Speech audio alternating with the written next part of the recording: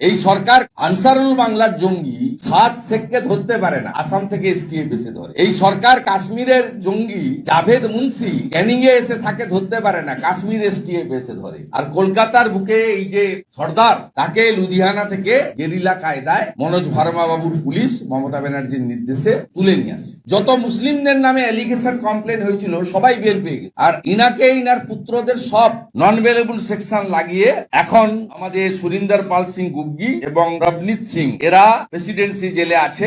একটা কেসের bell additional session জাজ ফার্স্ট কোর্ট শিয়ালদা দিয়েছেন, আরেকটা কেসের নেক্সট ডেট আছে 18 তারিখ। মমতা বন্দ্যোপাধ্যায় শিখ সমাজ এবং সর্দারজিদের উপর অত্যাচার করে এটা আজকে নতুন নয়। অতএব এদের এই ট্র্যাডিশন আছে, এদের একটা চোখ বন্ধ আর একটা চোখ খোলা। এরা শুধু মুসলিম কমিউনিটির লোক ছাড়া আর কাউকে দেখতে পান না। তাতে যেমন হিন্দুরা সাফার হচ্ছে, বেঙ্গলের শিখরা সাফার হচ্ছে এবং আদার্স যারা আছে কমিউনিটি তারাও সাফার করছে।